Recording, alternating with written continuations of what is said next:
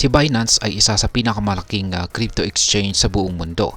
Kamakailan lang ay nagdagdag po sila ng dalawang bagong assets sa kanilang Smart Arbitrage program, ang XRP at ang Dogecoin o mas kilala bilang Doge.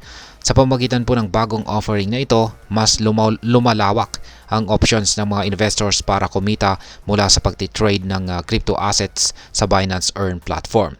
Bilang pagdiriwang sa bagong update na ito, may pa-campaign si Binance kung saan may rewards na umaabot po ng 45,000 USDT o Tether na mapapanalunan ng mga users.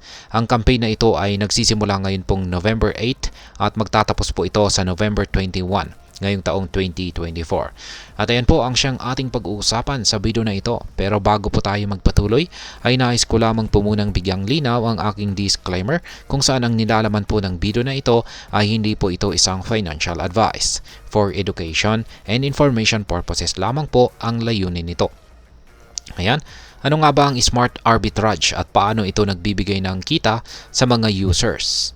Ang Smart Arbitrage ay isa po itong feature ni Binance or yung kanilang Binance Earn na nagbibigay daan sa mga investors para i-hedge ang kanilang futures position sa pamamagitan po ng mga spot positions. Sa madaling salita ay binabalance ng Smart Arbitrage ang pagkakaiba ng presyo sa iba't ibang crypto markets na nagbibigay po ng kita sa mga users nang hindi po gaanong apektado ng price fluctuations o pagbabago ng presyo.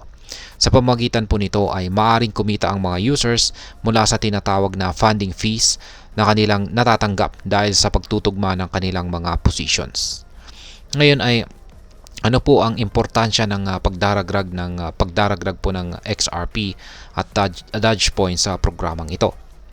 Ang pagdagdag ng XRP at Dogecoin ay malaking bagay para sa mga investors dahil ito ay nagbibigay po ng mas maraming options para makapag-diversify o pag-ibahin ang kanilang portfolio.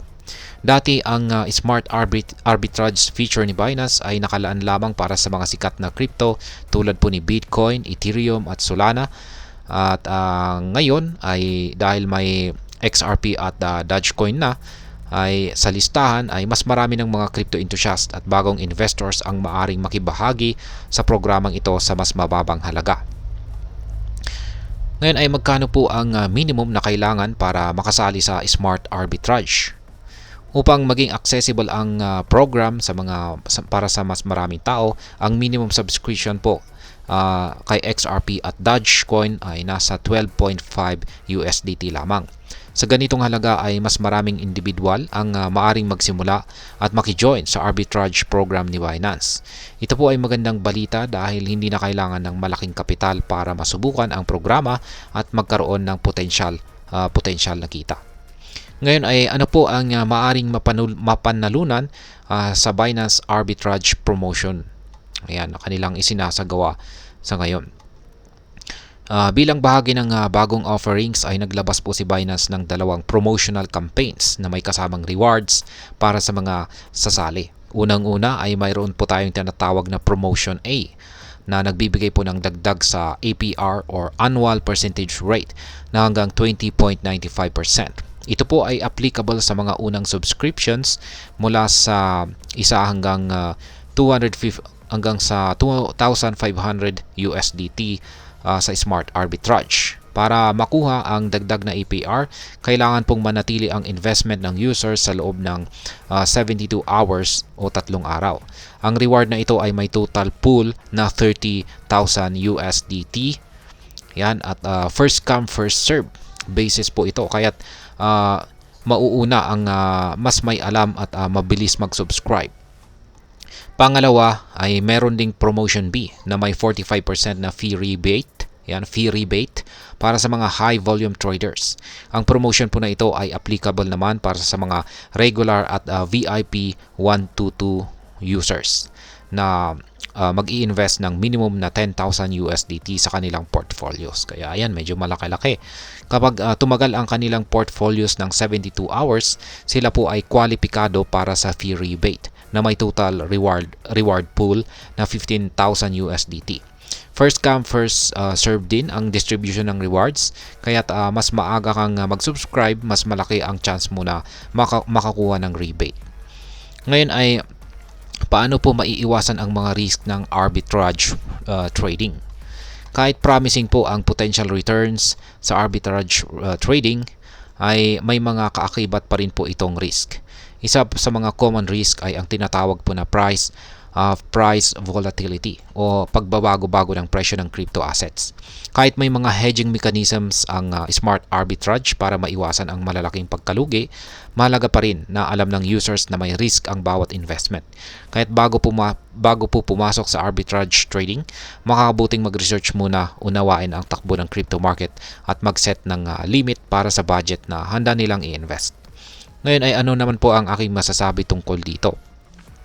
Ang pagdagdag ng XRP at Dogecoin sa smart arbitrage ay isa po itong positibong hakbang mula kay Binance. Sa ganitong paraan ay mas nagiging accessible ang arbitrage trading hindi lamang para sa mga may malaking capital kundi pati na rin sa mga small-time investors. Ang XRP at Doge ay may mga popular na cryptocurrencies. Sila po ay mga popular na mga cryptocurrencies at meron po silang kani-kanilang matibay na communities. Kaya tiyak na makakatulong ang mga ito upang makapagbigay ng liquidity at stability sa program.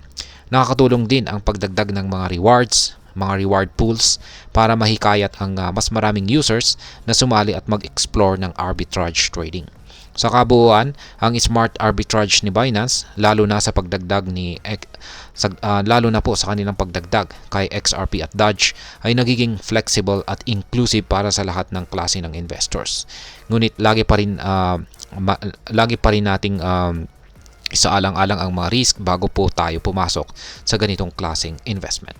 At hanggang dito na lamang po tayo sa video na ito mga ka-crypto. Sana po ay inyong nagustuhan ang aking paliwanag sa video na ito. Kung inyo po itong nagustuhan ay pakiclick lamang po ang like button nito. Marami pong salamat sa panunood. Ingat po tayo lagi at God bless po sa ating lahat.